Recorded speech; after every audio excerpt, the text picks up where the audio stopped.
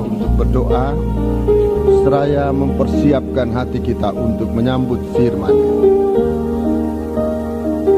Bapa di surga, kami percaya Engkau ada di tengah-tengah kami, Tuhan. Biarlah kerajaan-Mu datang di antara kami umat-Mu saat ini untuk merasakan kebenaran, damai sejahtera, dan sukacita di dalam Roh-Mu yang suci, ya Bapa. Terima kasih Tuhan, terima kasih. Biarlah Engkau sebagai imam besar akan melayani kami dengan pelayanan korban pendamaian, mendamaikan kami dengan Dikau dan sesama kami, ya Bapa. Dan kami dapat bahagia semasa kami berada di bumi, istimewa saat kami berkerajaan bersama Dikau untuk selama-lamanya, ya Bapa. Terima kasih Tuhan, saat ini kami akan gunakan untuk mendengarkan firman-Mu. Tapi biarlah Roh-Mu yang suci menolong kami, mengurapi kami, ya Tuhan. Baik hamba-Mu yang Engkau pakai dalam pemberitaan firman-Mu, maupun seluruh sidang jemaat, dalam satu urapan Roh-Mu yang suci, ya Bapa. Agar kami dapat memusatkan hati dan pikiran kami, menjadi mengerti akan firman-Mu, serta melakukannya di dalam iman yang Engkau karuniakan kepada kami. Terima kasih. Kuasa-kuasa kegelapan yang bisa mengganggu, menggoda kami saat pemberitaan firman Allah ini, Tuhan, bersatu hati kami panggil nama Engkau buat usir dia. Di dalam nama Tuhan Yesus Kristus segala setan, kami perintahkan kamu semua dalam nama Yesus, pergi. Darah Yesus yang berkuasa. Bapa, kuasailah dan pimpinlah kebaktian kami selanjutnya sampai pada akhir kebaktian ini, ya Tuhan. Terima kasih. Doa kami naikkan di hadapan hadirat-Mu, mohon kesempurnaannya. Nah, Engkau memperkenankan kami di dalam nama Tuhan Yesus Kristus. Haleluya. Amin.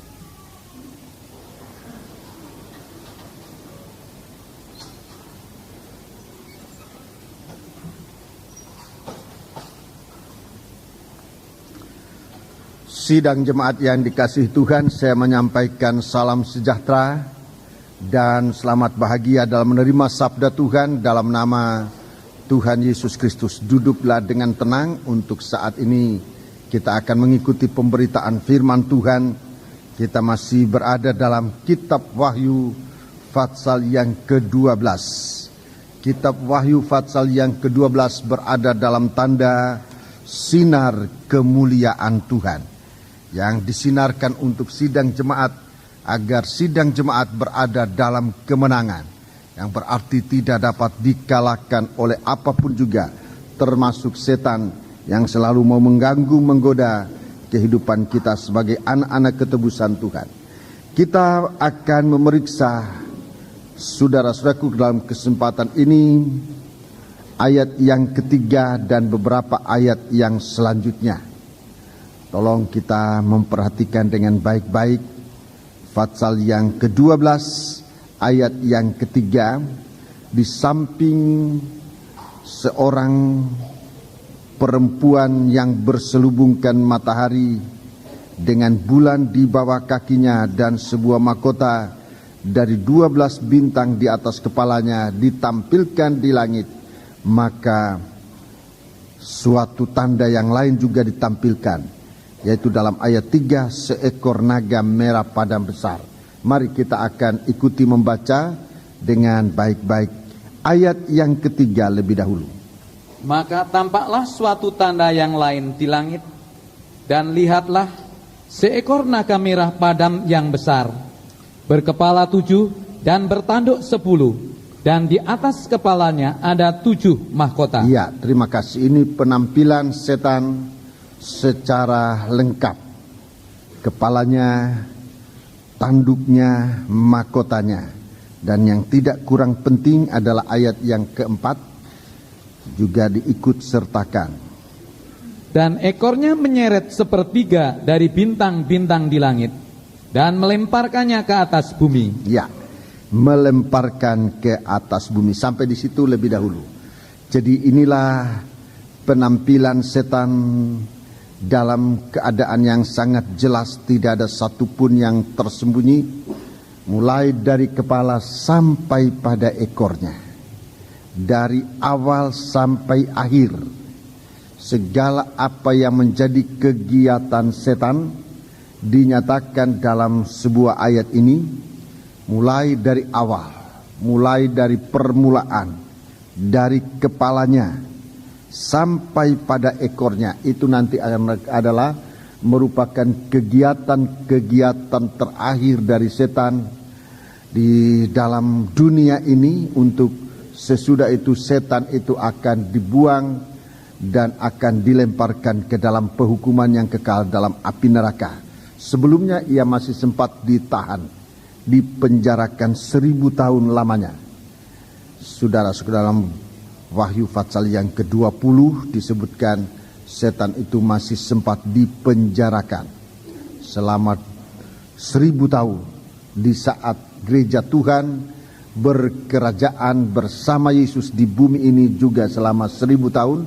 Kerajaan damai, kerajaan yang sentosa. Yesus raja segala raja dan rakyatnya adalah seluruh raja-raja. Itulah anak-anak ketebusan Tuhan. Kita akan perhatikan di sini, saudara-saudaraku, dalam pasal 12 ini, selain dari setan itu ditampilkan dalam wujud kenyataan keadaannya, mulai dari kepalanya sampai pada ekornya, tidak ada yang tersembunyi.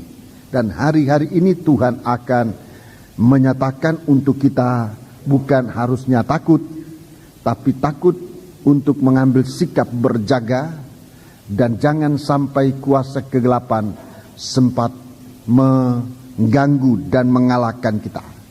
Jadi kalau setan ini ditampilkan, bukan harus membuat kita gentar ketakutan dan lari terbirit-birit, tetapi supaya kita mempunyai suatu kewaspadaan bersama Tuhan. Sebab Tuhan memberikan kita sinar kemuliaan, dan dengan sinar itu kita akan berkemenangan. Mari, dalam kesempatan ini saya akan menunjukkan secara keseluruhan lebih dahulu. Dalam kesempatan doa saya sudah menyampaikan ini, tapi tidak mengapa saya ulangi. Segala kegiatan setan. Jadi saudara-saudara, kita akan melihat bahwa setan ini dengan segala kegiatannya, ia ditampilkan dalam keadaan secara lengkap dan sekaligus segala kegiatannya. Ada 6 kegiatan.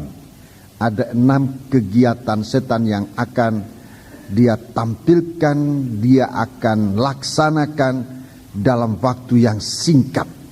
Dia akan menggunakan waktu yang singkat ini, dan dia tahu persis waktu ini sudah sangat singkat. Dia akan menggunakan kesempatan untuk melakukan segala aksinya. Yang pertama, kita baca ayat yang keempat. Ini yang pertama. Saya sebutkan dulu urutannya. Yang pertama adalah ayat 4. Dan ekornya menyeret sepertiga dari bintang-bintang di langit dan melemparkannya ke atas bumi. Ini yang pertama.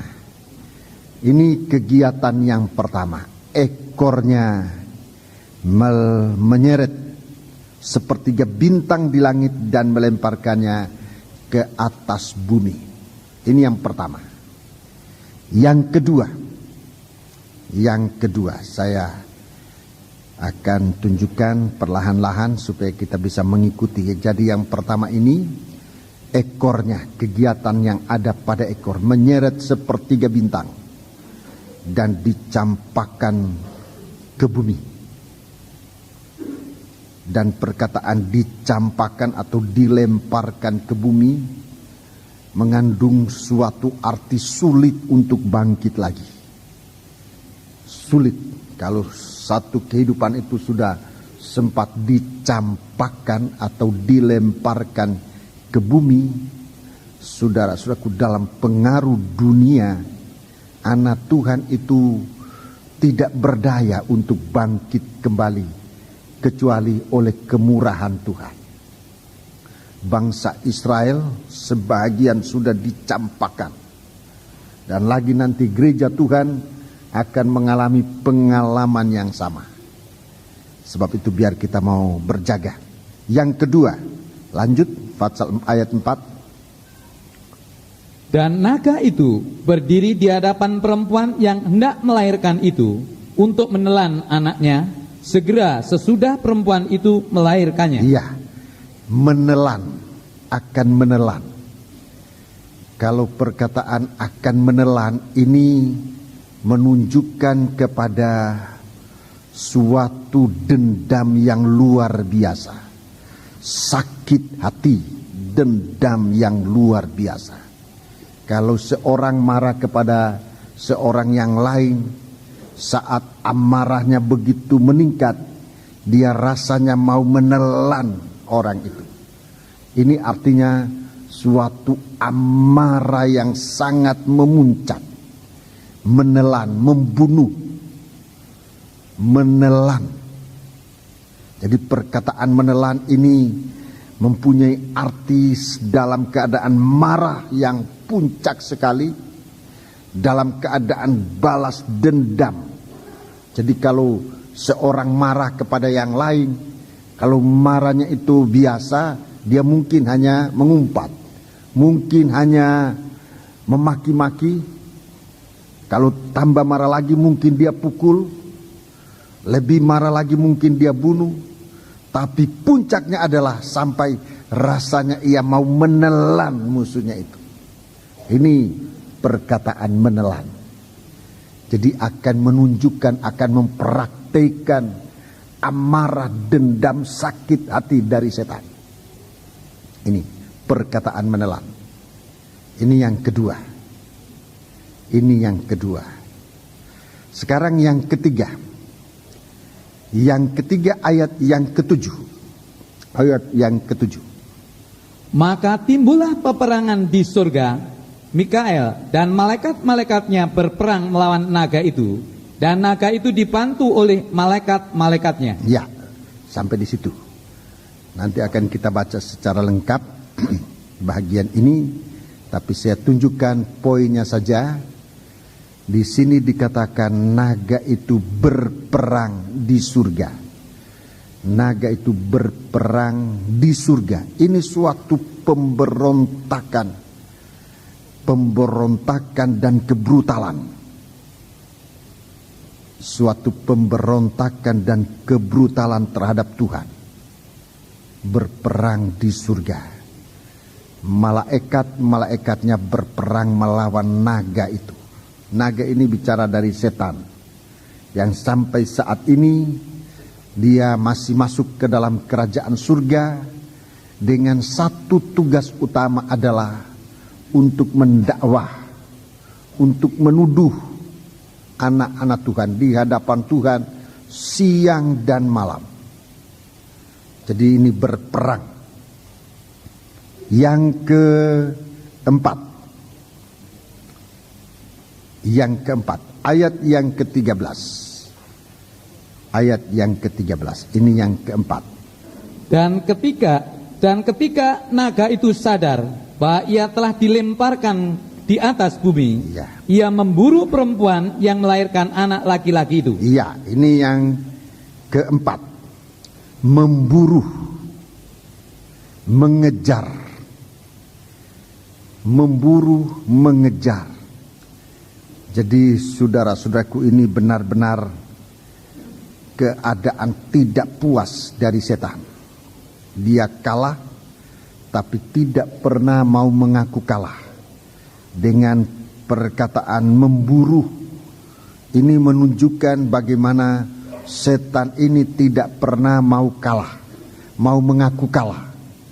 Ia adalah malaikat yang sudah dikalahkan, musuh yang sudah dikalahkan oleh Tuhan, tetapi yang tidak pernah mau mengaku kalah. Memburu, dia mengejar anak-anak Tuhan. Jadi di sini sudah jelas kita harus mempunyai kecepatan yang lebih tinggi, speed yang lebih tinggi daripada ular naga ini. Kalau kita anak-anak Tuhan, saudara-saudaraku lambat-lambat asal selamat, ini bisa-bisa perpatah bahasa itu tidak berlaku. Lambat-lambat bisa menjadi mangsa dari setan. Jadi saatnya kita harus bergegas. Rasul Paulus mengatakan setelah ia diselamatkan, ia menyadari dan dia katakan, aku berlari-lari sedemikian rupa. Dia merasa ketinggalannya jauh sekali. Untuk mengejar ketinggalan itu dia berlari. Sebab kalau tidak, iblis yang memburu ini akan sempat menjangkau dan akan mengadakan perhitungan secara tuntas dengan seterunya adalah gereja Tuhan, wanita. Di dalam kitab Kejadian nanti akan kita tunjukkan dalam menyampaikan ini, dalam menerangkan hal ini, bagaimana Tuhan membuat permusuhan antara ular dan wanita dan perempuan serta benihnya. Jadi saudara-saudaraku, ini suatu musuh bubuyutan yang akan terus berperang. Yang kelima, tugas yang kelima, ayat yang ke-16, maafkan, ayat 15. Ayat 15. Lalu ular itu menyemburkan dari mulutnya air sebesar sungai ke arah perempuan itu, supaya ia dihanyutkan sungai itu. Iya, menghanyutkan. Ini yang kelima. Ini aktivitas yang kelima dari setan di akhir zaman ini, menghanyutkan. Akan banyak anak-anak Tuhan hanyut dalam aliran sungai ini, saudaraku. Aliran besar yang akan mengalir di bumi ini. Akan ada suatu aliran besar yang akan mengalir di bumi ini dengan pengaruh kuasa untuk menghanyutkan anak-anak Tuhan. Jadi kita berjaga, saudaraku, jangan ikut-ikut arusnya dunia yang nanti arus ini semakin deras dan kita tidak dapat lagi melepaskan diri. Kalau sudah sempat hanyut pada perkara dunia ini, pada arus yang akan mengalir di dunia ini, dan seseorang tidak akan terlepas lagi. Waktu Tuhan menunjukkan tentang arus itu, di situ dikatakan bahwa manusia tidak dapat bertobat lagi. Manusia sudah ada dalam penderitaan, tapi manusia dia tidak bisa bertobat lagi. Lebih baik saya tunjukkan aja daripada nanti kita liwatkan begitu aja. Dalam kitab Wahyu, pasal yang ke-16. Kitab Wahyu pasal yang ke-16. Ayat yang ke-10. Ayat yang ke-10. Dan malaikat yang kelima menumpahkan cawanya ke atas takhta binatang itu, dan kerajaannya menjadi gelap, dan mereka menggigit lidah mereka karena kesakitan. Ya. Dan mereka menghujat Allah yang di sorga karena kesakitan dan karena bisul mereka, tetapi mereka tidak bertobat dari perbuatan-perbuatan mereka. Ya, jadi ini saudaraku, suatu keadaan akhir zaman nanti, dalam penghukuman yang terakhir itu, manusia itu sudah dalam penderitaan tetapi tidak mau bertobat. Ayat 13. Nah, ayat 13. Dan aku melihat dari mulut naga dan dari mulut binatang itu dan dari mulut nabi palsu itu keluar 3 roh najis yang menyerupai kata. 14. Itulah roh-roh setan yang mengadakan perbuatan-perbuatan ajaib. Ya, terus. Dan mereka pergi mendapatkan raja-raja di seluruh dunia untuk mengumpulkan mereka guna peperangan pada hari besar, yaitu hari Allah yang Maha Kuasa. Ini suatu aliran besar. Ini aliran besar. Hanya ada satu aliran besar nanti. Manusia akan berada pada aliran besar itu untuk berperang. Ini peperangan yang luar biasa. Saudara-saudaraku, dan Tidak ada orang yang selamat, tidak ada orang yang jangankan selamat, untuk ingat Tuhan aja, untuk bertobat sudah tidak ada kesempatan. Sebab itu biar kita perhatikan di hari-hari ini, kita mendapat kesempatan untuk hidup. Hiduplah di dalam Tuhan. Datanglah kerajaanmu, jadilah kehendakmu di bumi seperti di surga. Biar suasana ini tetap menguasai kita. Haleluya. Sekarang aktivitas yang keenam. Aktivitas yang keenam. Ayat yang ke-17. Maka marahlah naga itu kepada perempuan itu, lalu pergi memerangi keturunannya yang lain, yang menuruti hukum-hukum Allah dan memiliki kesaksian Yesus. Terus, dan ia tinggal berdiri di pantai laut. ya, ini yang terakhir.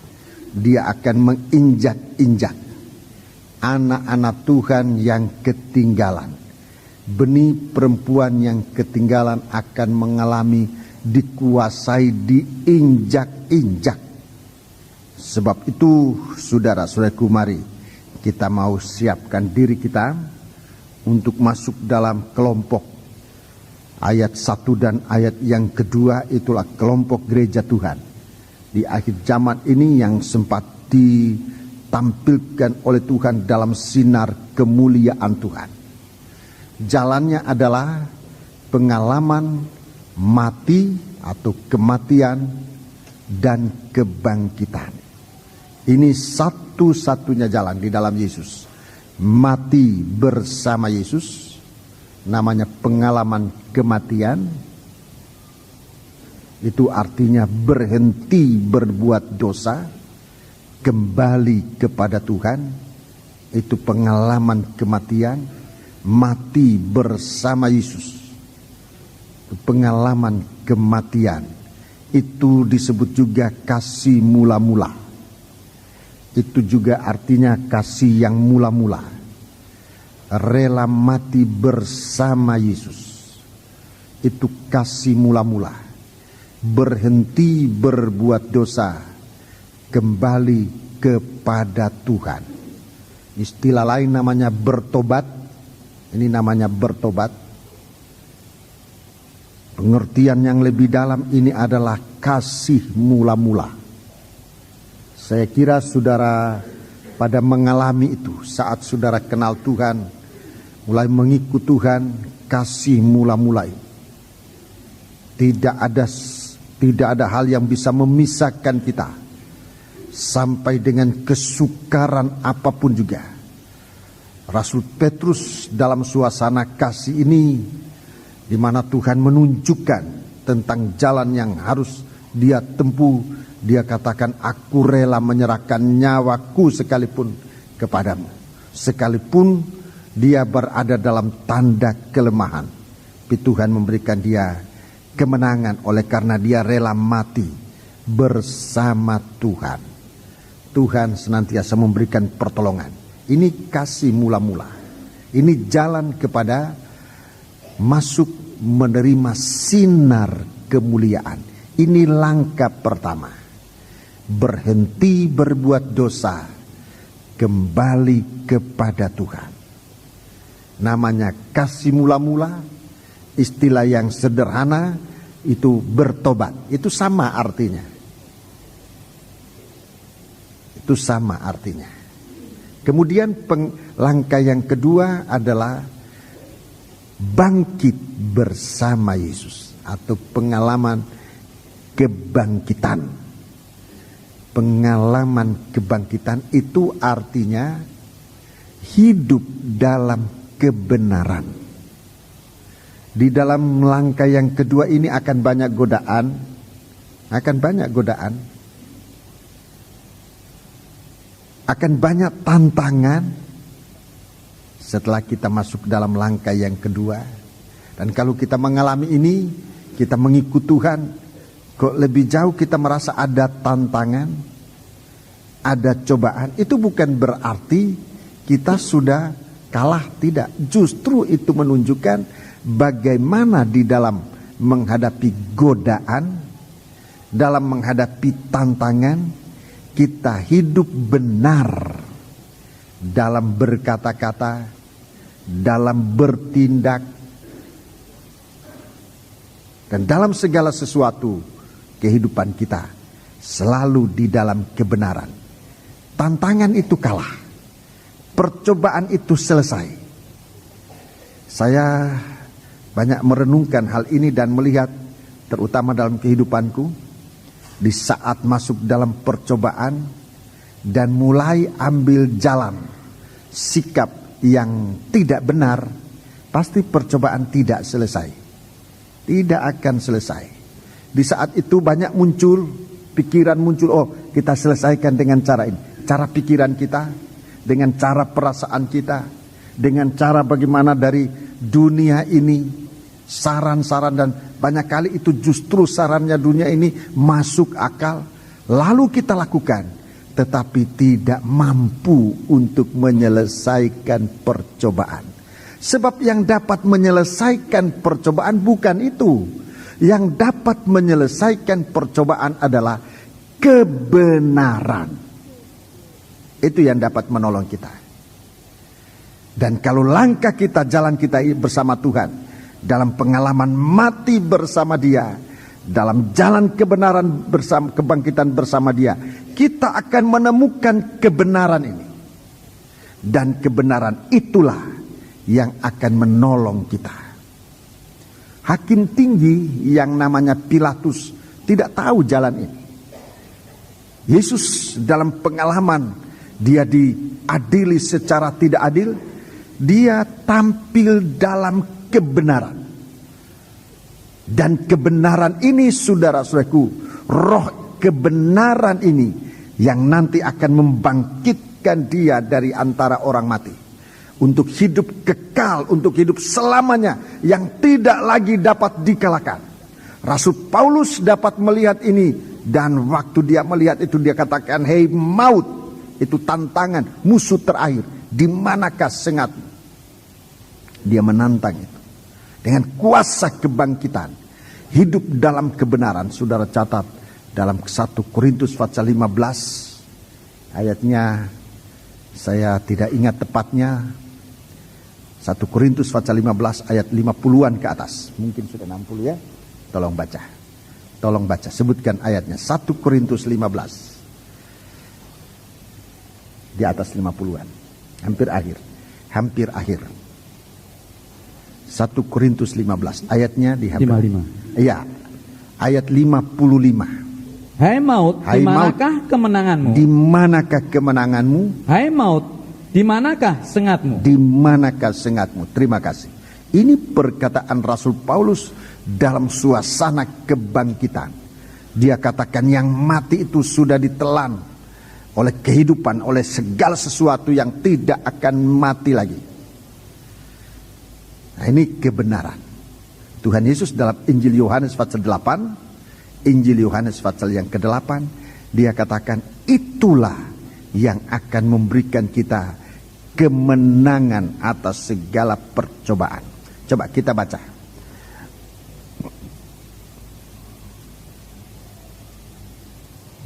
Yohanes 8 ayat yang ke-30.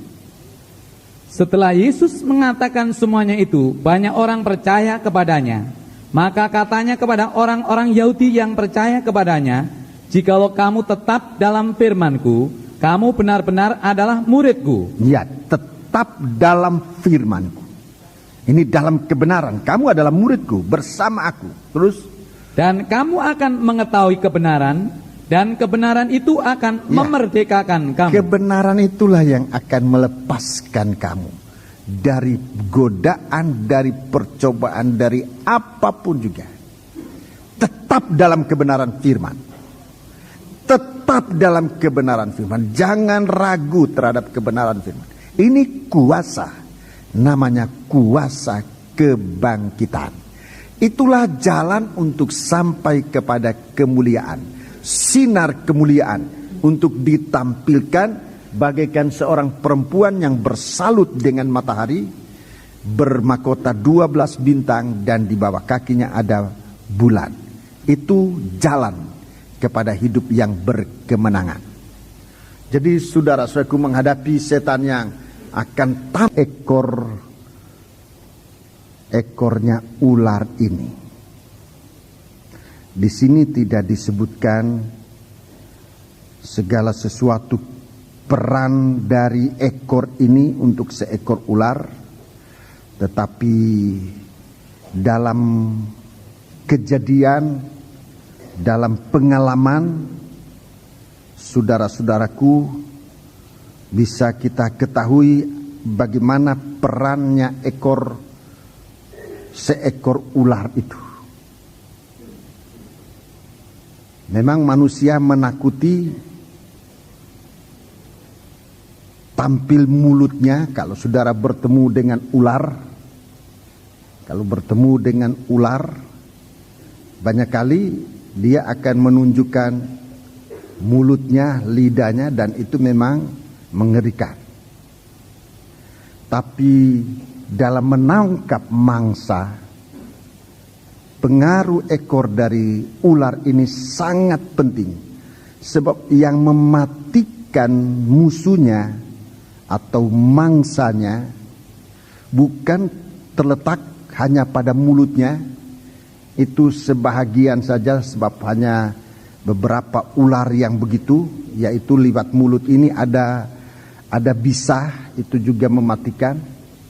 Tapi dalam pergumulan, saudara-saudaraku, yang mematikan musuhnya sebesar apapun musuh, bisa seekor babi, bisa seekor apa saja, begitu ular ini menangkap musuhnya, bukan mulutnya ini yang mematikan. Mulutnya justru tidak mematikan, yang mematikan justru ekornya. Itu yang mematikan.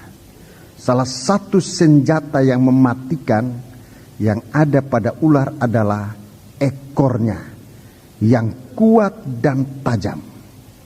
Begitu ia dililit, begitu ia memagut, ia berpegang pada salah satu bagian tubuh, badannya membelit semakin keras. Kalau dia sudah belit, dia sudah lilit begitu, ekor ini yang bekerja. Ekor yang sudah keras itu akan mencari bagian-bagian yang lunak, yang lembut di dalam tubuh mangsanya. Itu akan ditikam dengan ekor ini. Biasanya dia mencari apa saja lubang dalam tubuh, baik manusia ataupun apa, itu yang akan dengan ekor ini dia menikam dan masuk sampai ke dalam. Itu akan merusak bagian dalam dari musuhnya. Itu yang mematikan. Begitulah cara ular ini. Saya punya saudara, dengan pengalaman ini saya tahu dia masuk di hutan, di desa, dan tanpa dia ketahui ular besar sempat memagut dia dan kena kepada kaum wanita, kepada buah dadahnya. Untungnya oleh karena sergapan itu dia jatuh. Dan waktu ia jatuh, ular ini melilit, tidak bisa sebab dia sudah tertelentang. Jadi dia berada di atas perut ini. Dia sempat melilit dan sempat ditolong. Nah, itu bagaimana kita bisa lihat pengaruh dari ekor ini. Jadi ular itu yang mematikan justru ekornya. Itu senjata yang mematikan. Itu senjata. Kalau di sini katakan dia akan mencampakkan ekornya, menyeret, melilit. Untuk kemudian dicampakkan, kita bisa melihat di situ letak kekuatan ular yang mematikan.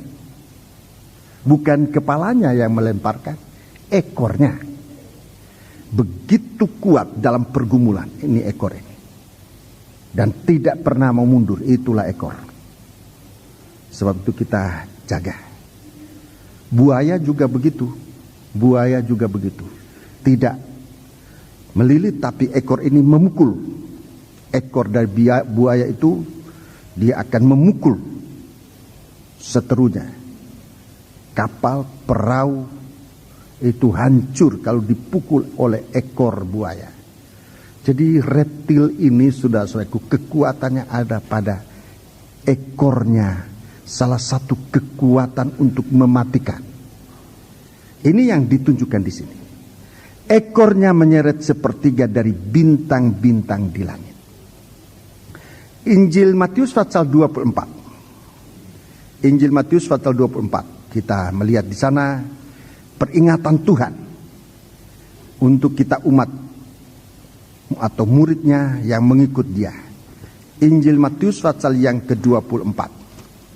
Injil Matius pasal yang ke-24. Injil Matius pasal yang ke-24. Injil Matius pasal yang ke-24. Kita baca ayat yang ke-23. Pada waktu itu jika orang berkata kepada kamu, lihat, Mesias ada di sini, atau Mesias ada di sana, jangan kamu percaya. 24. Sebab Mesias-Mesias palsu dan nabi-nabi palsu akan muncul, dan mereka akan mengadakan tanda-tanda yang dahsyat dan mujizat-mujizat, sehingga sekiranya mungkin mereka menyesatkan orang-orang pilihan juga. Ya, ini orang pilihan.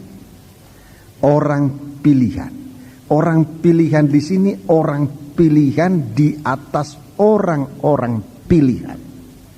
Sebab umat Tuhan pada umumnya disebut umat pilihan Tuhan.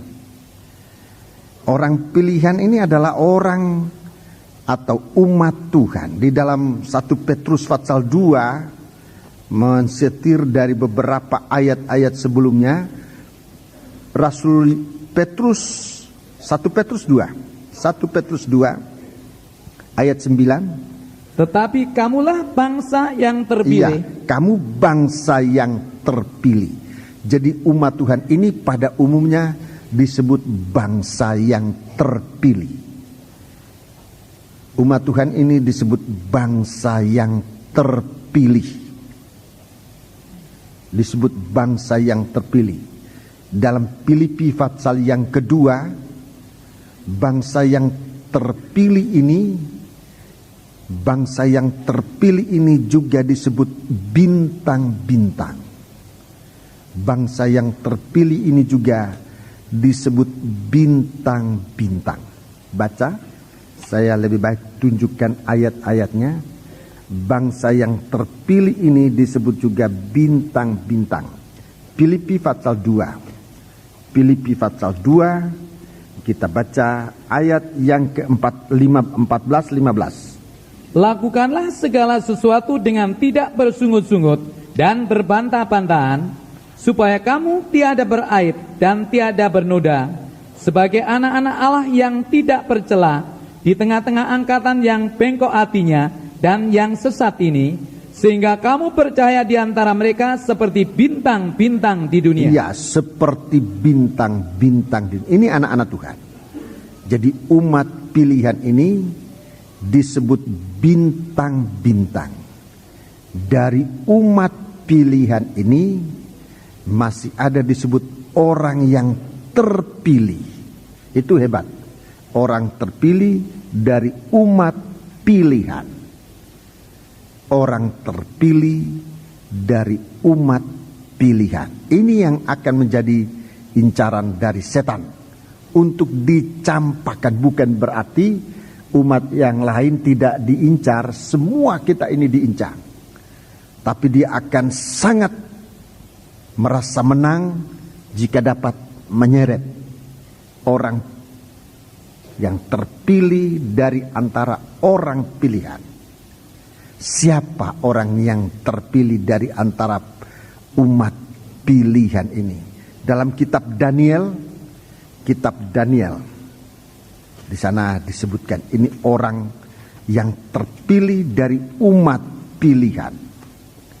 Nah, inilah yang nanti akan menjadi incaran dan setan berhasil menyeret sepertiga dari orang-orang terpilih itu.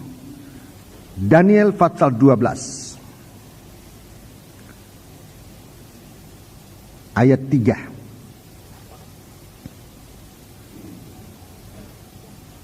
Dan orang-orang bijaksana akan bercahaya seperti cahaya cakrawala. Ya, akan bercahaya seperti cahaya cakrawala, matahari, bulan, dan bintang. Ini orang-orang bijaksana akan bercahaya seperti cahaya cakrawala. Terus, dan yang telah menuntun banyak orang kepada kebenaran. Ya, dan ini pemimpin yang menuntun orang kepada kebenaran. Seperti bintang-bintang. Ya, jadi di antara umat pilihan yang bercahaya, cahaya cakrawala ini, di sana ada orang terpilih yang disebut bintang-bintang, tetap untuk selama-lamanya. Jadi bintang-bintang yang dimaksudkan dalam ayat 4 itu sebenarnya pemimpin-pemimpin. Pendeta Toteis, dia selalu katakan ini guru-guru,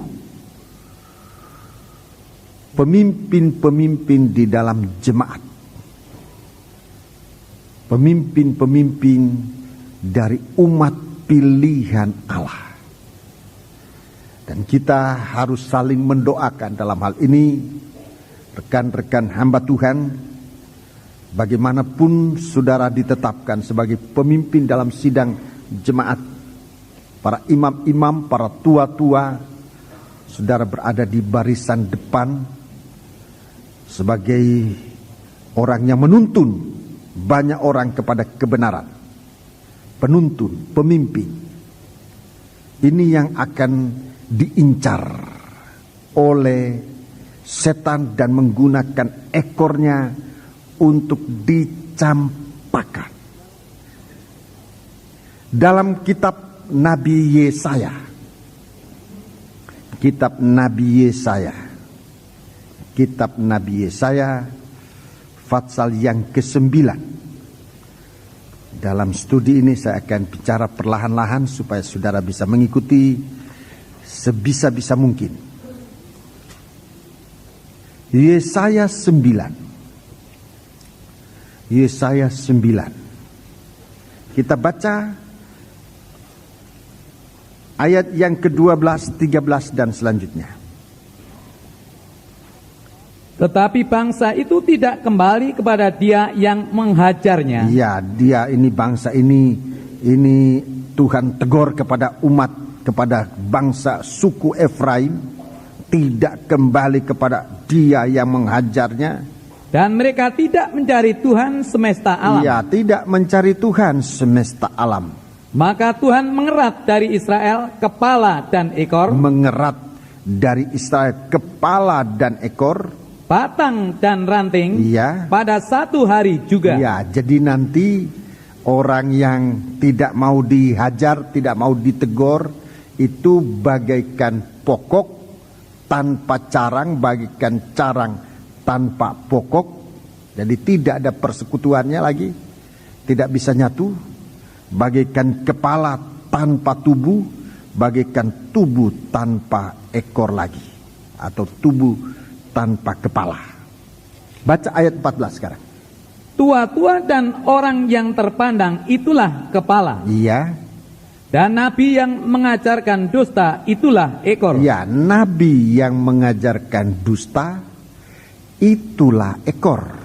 Jadi jelas di sini ekor ini bicara tentang nabi-nabi dusta dengan ajaran-ajaran dustanya, ajaran-ajaran palsu. Ini bagaikan ekor yang benar-benar mematikan. Saudara perhatikan, pengajaran palsu yang nanti akan diarahkan oleh setan kepada gereja Tuhan, itu adalah senjata yang benar-benar mematikan. Siapa yang bisa ditembus? Siapa yang bisa diterobos oleh ekor ini? Adalah bagian tubuh yang terlemah, yang paling lemah, yang paling lembut itu gampang ditusuk, gampang ditikam. Jadi gereja Tuhan ini, saudara-saudaraku, akan ditikam oleh setan dengan ulah dari nabi-nabi palsu. Itu yang akan menikam gereja Tuhan sampai gereja Tuhan tidak berdaya. Dan ekor ini dia akan mengorek sampai di dalam bagian dalam dari kehidupan anak-anak Tuhan. Yang paling menentukan, dia akan mengorek sampai ke jantung. Dan kalau jantung sudah dirobek, tidak ada kemampuan untuk hidup. Usus dirobek, jantung dirobek, paru-paru dirobek. Nah, ini yang akan dirusakkan oleh setan, oleh pengajaran sesat. Dengan nabi-nabi palsu merupakan ekor dari ular naga ini. Tujuannya ke sana, kepada bagian yang paling penting dalam tubuh manusia. Segala sesuatu yang ada di dalam, itu yang menentukan kehidupan manusia. Bukan saya katakan luka di tempat lain tidak berbahaya, bahaya. Tapi umpamanya orang luka di paha, sedalam apapun juga, masih tidak seserius kalau orang itu jantungnya kena guncangan, apalagi sempat dilukai.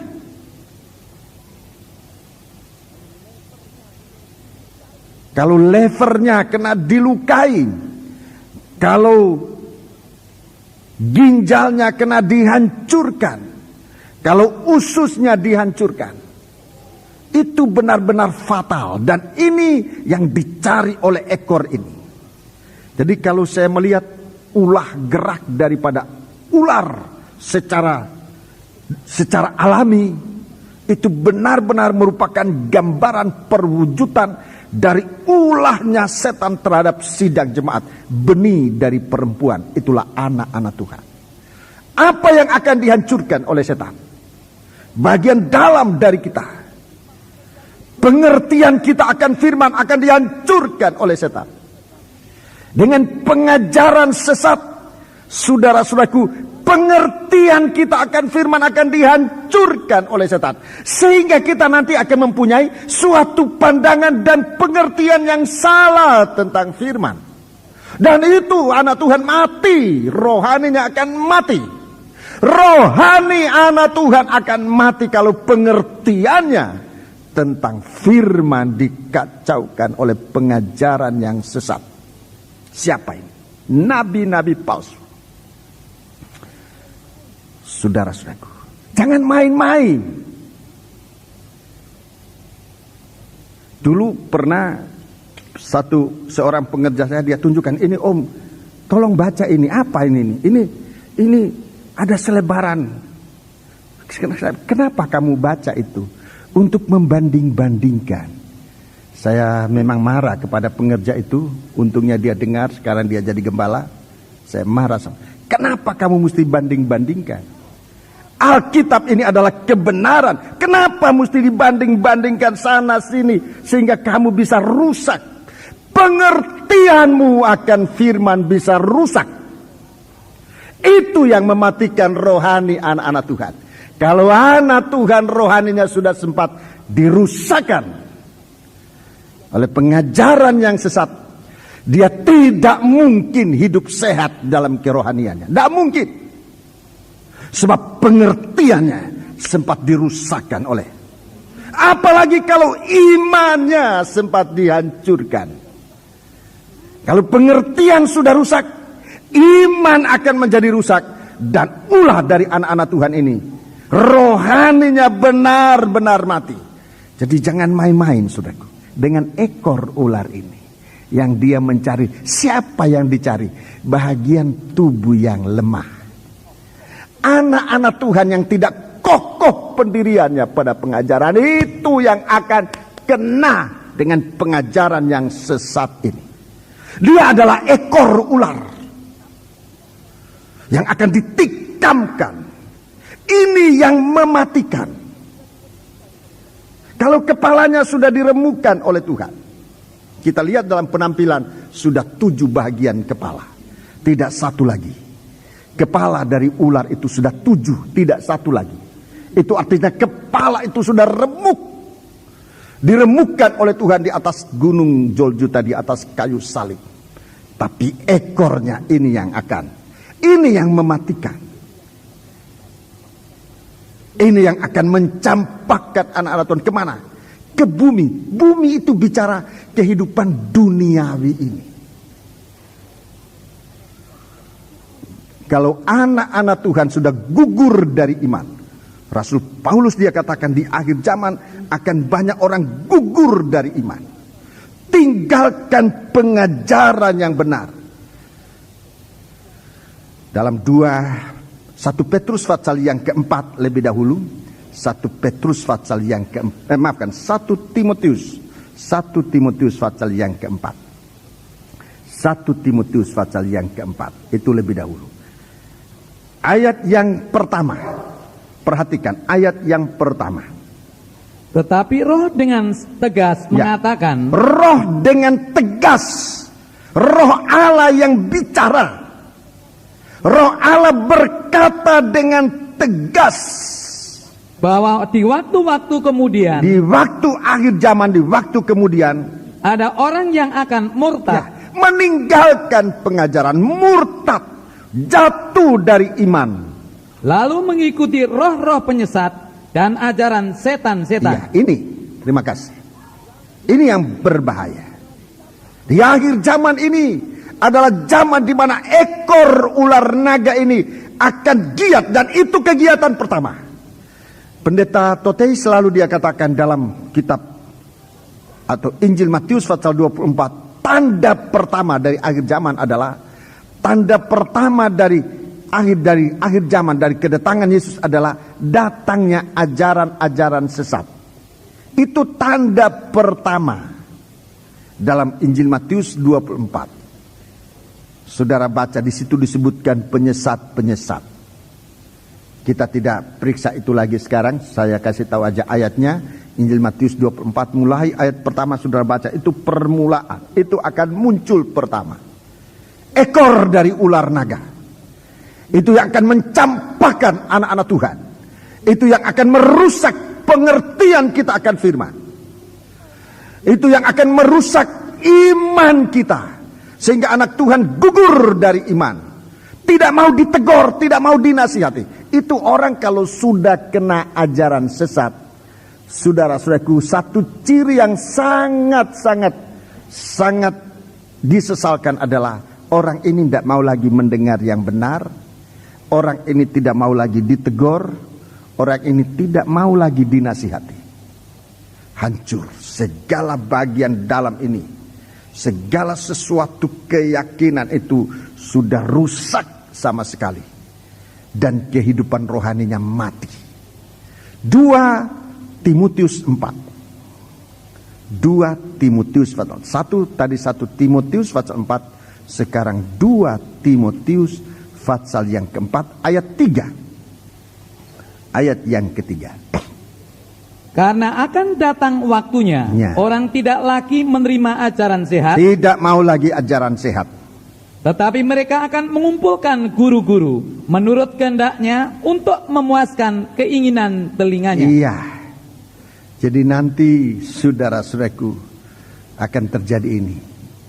Kalau sudah rusak, gugur dari iman, dia tidak bisa lagi ditegur. Dia tidak bisa lagi menerima ajaran sehat.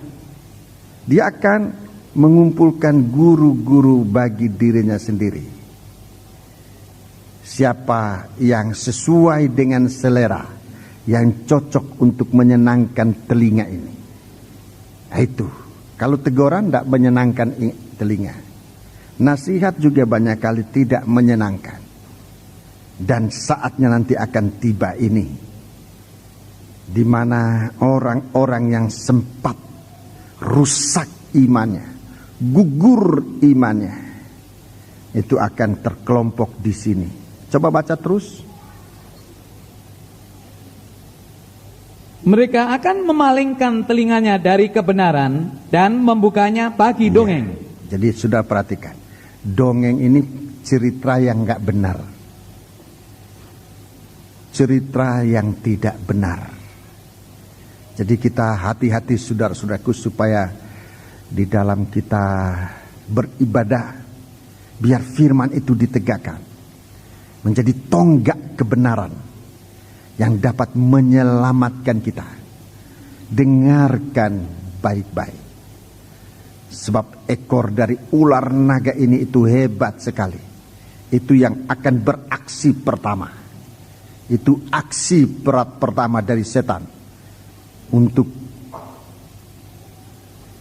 memuaskan balas dendamnya kepada anak-anak ketebusan Tuhan. Ayat 5. Tetapi kuasailah dirimu dalam segala hal. Sabarlah menderita, lakukanlah pekerjaan pemberita Injil, dan tunaikanlah tugas pelayanan. Ini anak Tuhan yang benar. Ini tidak bisa terseret. Anak Tuhan semacam ini tidak bisa terseret.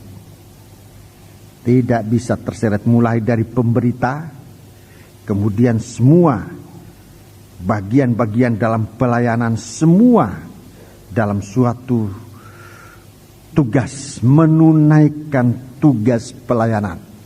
Yang sangkor, tunaikan tugasmu. Yang pemain musik, tugaskan. Yang dalam kepanitiaan BP, tunaikan tugasmu. Sebagai anggota apapun juga, tunaikan tugasmu dalam pelayanan. Tunaikan tugasmu. Sebisa-bisanya jangan ada tugas yang tidak dilunaskan. Tapi kita selesaikan semasa Tuhan masih beri kita kesempatan, kekuatan dan kepercayaan untuk melaksanakan tugas apapun juga. Kita masih punya tugas dalam sidang jemaat. Selain pelayanan, ibadah, kita berdoa, ibadah berpuasa. Sekarang kita diperhadapkan dengan ibadah memberi.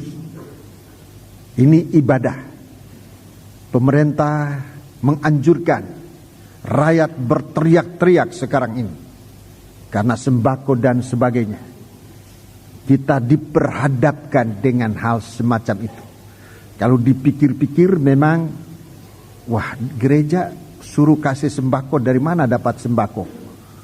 Kita bukan pabrik, kita bukan gudang, kita bukan apa.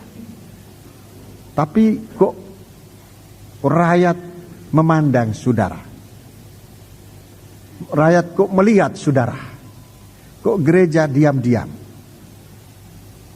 Nah, ini sembako. Ini tantangan pelayanan. Memang kalau kita ini bukan punya pabrik beras, bukan pabrik minyak, bukan pabrik gula. Kita dimintain gula, dari mana datangnya beras, dari mana datangnya minyak. Tapi kita ditantang. Kita berdoa nomor 1. Kita sudah berpuasa, lanjutkan yang berdoa, terus berdoa untuk menunaikan tugas ini, pelayanan. Jadi kita nanti memberi bukan sosial, bukan perbuatan sosial, lebih dari sosial, yaitu ibadah. Itu dasar kita. Pelayanan kasih persaudaraan. Di tengah-tengah gejolak ini kita tampil, dan memang nanti kita mulai dengan saudara-saudara kita yang ada di dalam sidang jemaat. Ini pelayanan. Saudara, tolong lihat saudara-saudara kita yang dalam penderitaan, supaya dibantu, dan saudara yang menderita jangan putus asa. Kita sama-sama dalam segala hal ini. Kita saling membagikan. Kita rasanya akan kembali suasana gereja hujan awal, saling mencukupi kebutuhan satu dengan yang lain. Dan itu bukan perbuatan sosial, itu perbuatan ibadah. Kalau sosial itu modelnya Yudas. Kita sudah tahu Yudas itu siapa. Saudara menyanyi, saudara berkhotbah, saudara bersaksi, itu pelayanan dalam ibadah yang namanya doa. Ada saat kita harus mengekang diri, menekan, menguasai diri. Itu namanya puasa. Itu namanya puasa. Kita dalam proses untuk mengekang diri supaya kita jangan menjadi orang yang lupa diri. Itu namanya puasa. Jadi puasa itu sebagian kecil adalah tidak makan, tidak minum. Itu bagian kecil dari puasa. Tapi harus meningkat sampai kita dapat mengendalikan emosi, mengendalikan diri. Jangan lupa diri, itu puasa. Itu ibadah kita. Yang kedua, tapi yang ketiga memberi. Yang tangan kanan perbuat, tangan kanan berbuat. Jangan ini berbuat, tangan kiri begini. Ini berbuat, tangan kiri begini. Menanti balasannya apa? Memang Tuhan tidak akan merugikan kita, tapi kalau kita sambil berbuat supaya, nah ini yang bahaya, supaya dapat imbalan itu ya nggak boleh. Tangan kiri ini jangan bicara. Nanti mau disanjung, mau digembar-gemborkan, mau mengharapkan sesuatu imbalan, itu bukan ibadah. Itu sosial bisa, yang berbuat begitu sosial bisa. Tapi ibadah jangan begitu. Kita sudah berbuat, kita persembahkan itu kepada Tuhan lewat saudara-saudara kita. Itu memberi. Itu memberi. Dan memang nanti kita akan sudah membentuk ya panitianya. Sudah membentuk panitia dan hari Minggu kita umumkan. Ya, hari Minggu akan kita umumkan supaya jemaat ini dalam satu ibadah yang lebih lengkap. Ada ibadah semacam ini, ada ibadah menahan diri, ada ibadah memberi. Itu 3 macam ibadah dalam Matius pasal 6. Nah, di sini kita lihat, saudaraku, semua ini harus dikerjakan dalam keadaan sadar. Jangan jeroan ini sudah dikorek oleh ekor naga. Saya mau tunjukkan kepada saudara sekarang apa yang disebut ekornya naga ini. Apa-apa dalam kehidupan praktek sehari-hari munculnya ekor naga ini supaya kita bisa lihat. Mari. Jadi tadi saya sudah katakan ekor naga ini nabi-nabi palsu.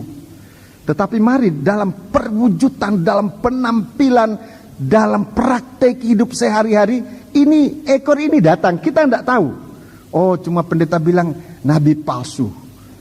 Pengertian kita masih sangat sempit. Saya mau tunjukkan dengan ayat-ayat firman Tuhan, semoga kita bisa lebih banyak melihat. Mari kita membaca dalam Ulangan. Kitab Ulangan pasal yang ke-12 lebih dahulu. Kitab Bilangan pasal yang ke-12. Mulai ayat 29. Ini yang pertama. Ini perwujudan dari ekor naga setiap hari dalam kehidupan kita. Perwujudan dari ekor naga dalam kehidupan kita setiap hari. Yang jadi ini secara praktisnya.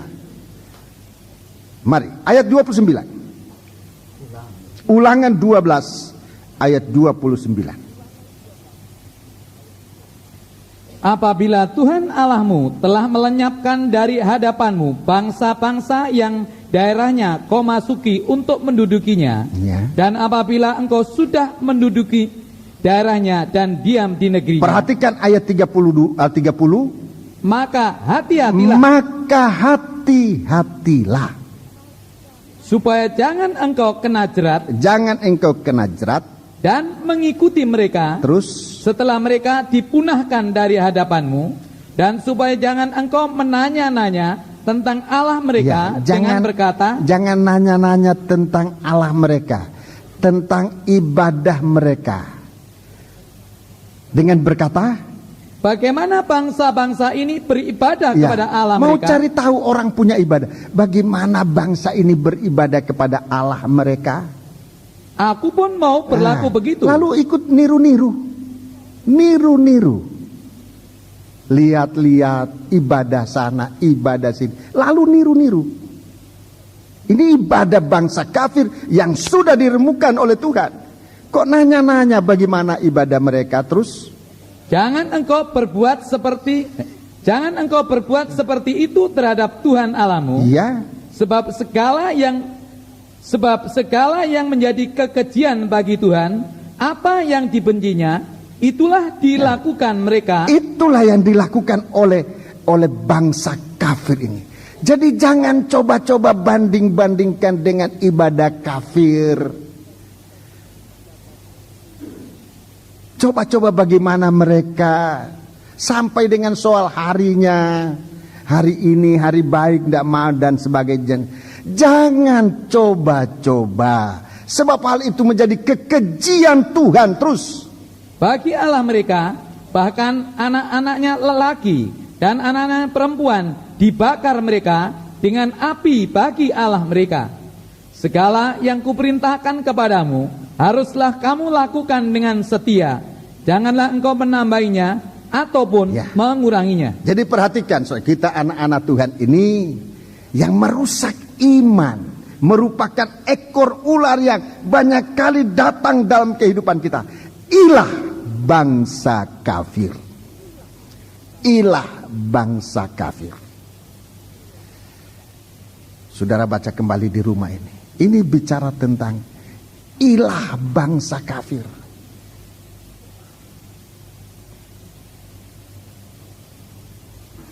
Ada banyak macam, saudara. Ada macam-macam ini. Saya kira saudara dapat, semoga cepat bisa mengerti. Saya sebut saja ilah bangsa kafir. Ibadah kafir. Doa kafir. Penyembahan kafir. Ini saudara-saudaraku, sementara kita ini sudah ditolong oleh Tuhan, dimenangkan oleh Tuhan untuk menjadi orang percaya kepada Tuhan. Jangan lagi kembali coba nanya-nanya bagaimana Allah mereka, bagaimana ibadah mereka, saudara-saudaraku. Dan ini sangat berbahaya. Jadi ini suatu praktek dari ajaran-ajaran sesat yang bisa ditemui dalam kehidupan sehari-hari.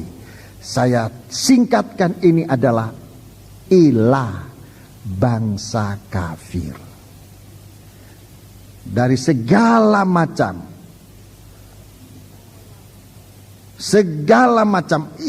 ibadah kafir macam-macam, menyangkut kelahiran, menyangkut perkawinan, menyangkut sampai kepada pemakaman, sampai kepada roh-roh.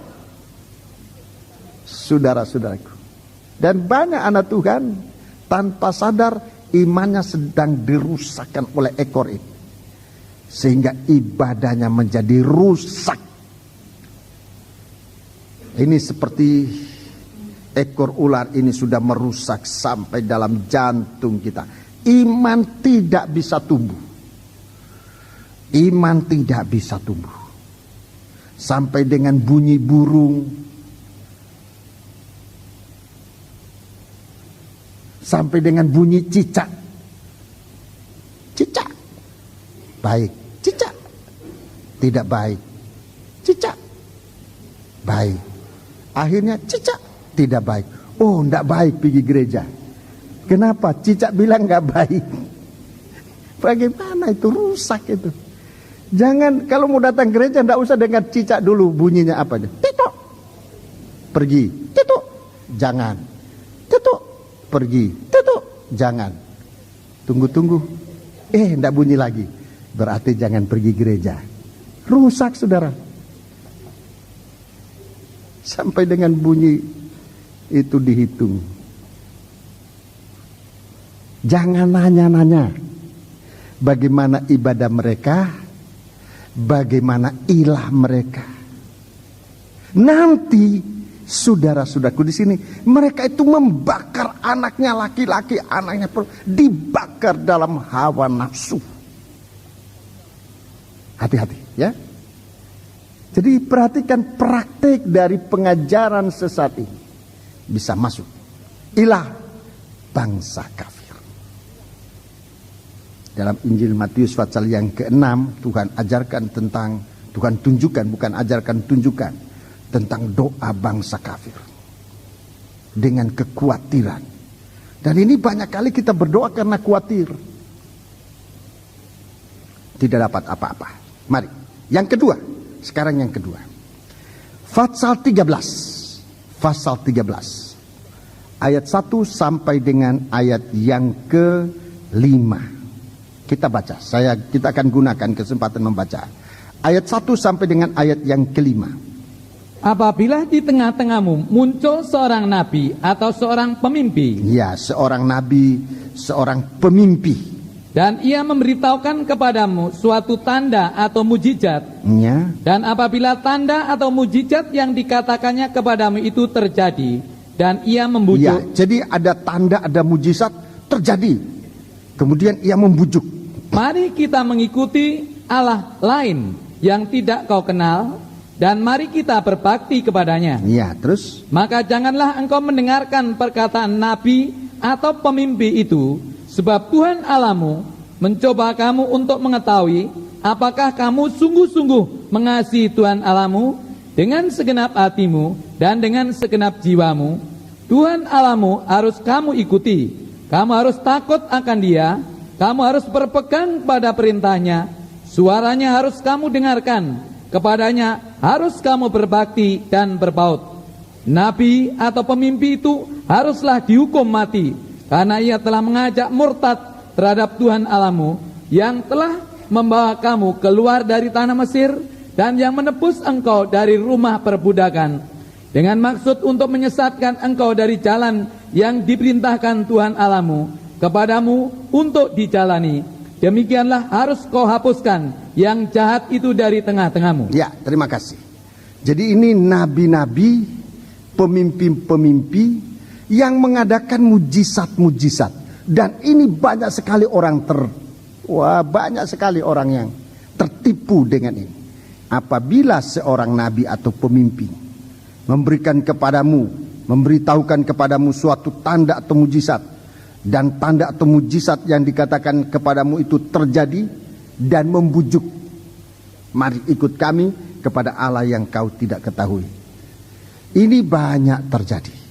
Saya singkatkan saja, ini nabi-nabi palsu yang tampil secara terang-terangan.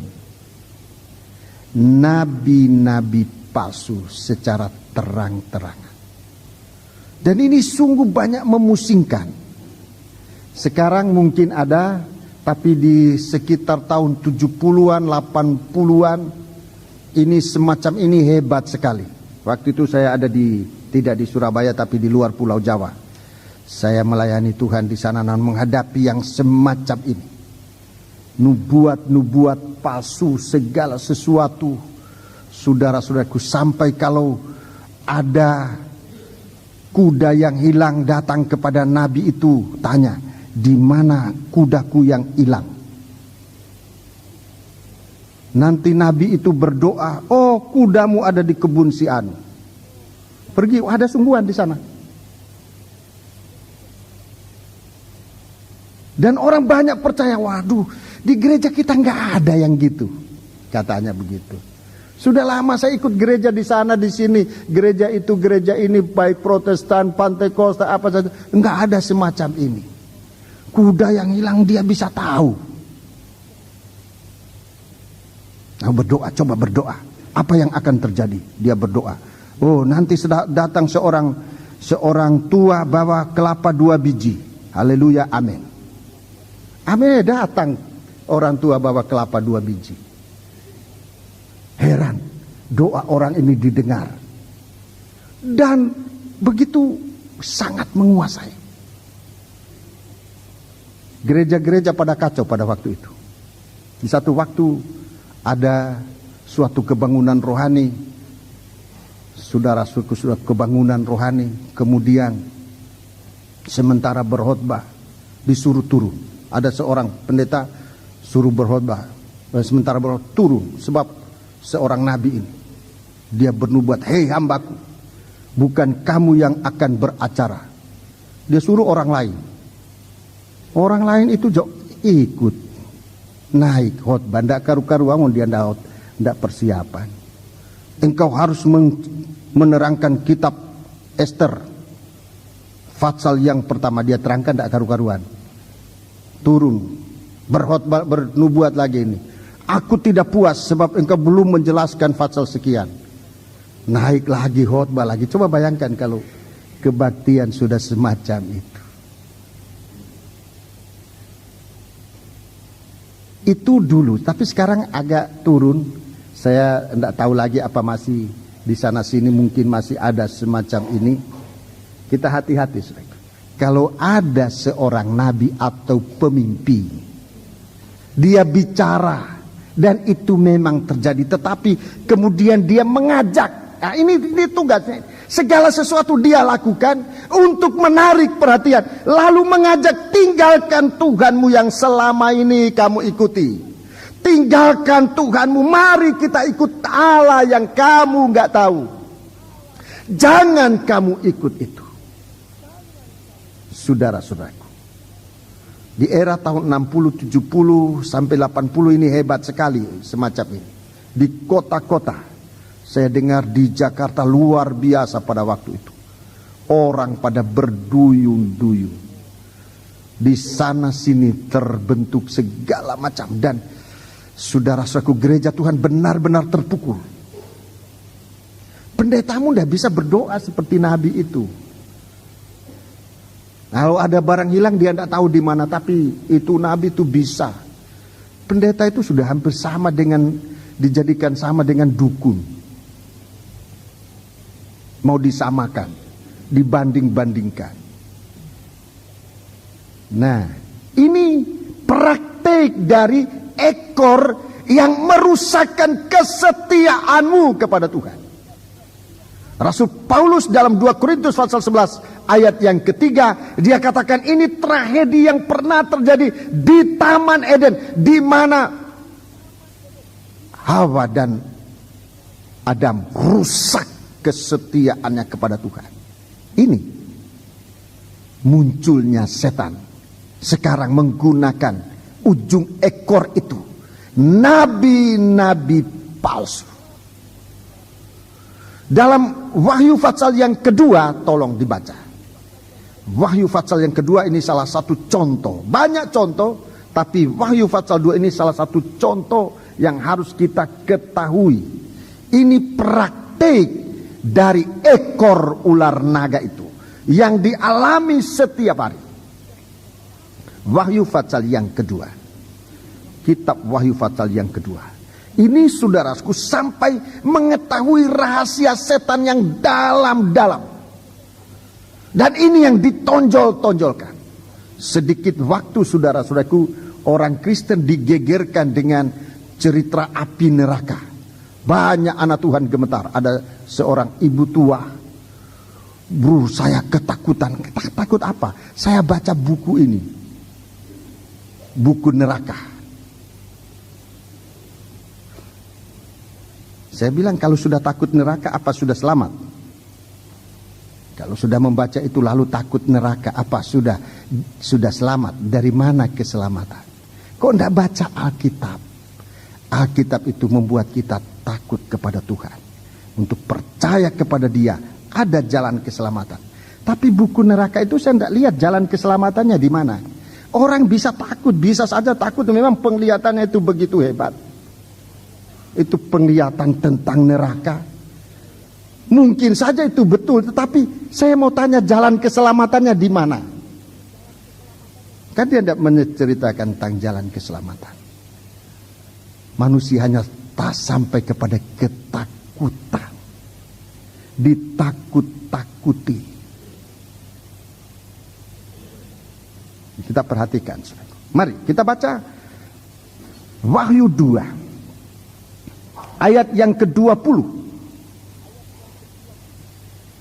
Tetapi aku mencela engkau, karena engkau membiarkan wanita Isabel yang menyebut dirinya nabiah, Ya. mengajar dan menyesatkan hamba-hambaku supaya berbuat zina dan makan persembahan-persembahan berhala. Ya, berbuat zina dan makan persembahan-persembahan berhala.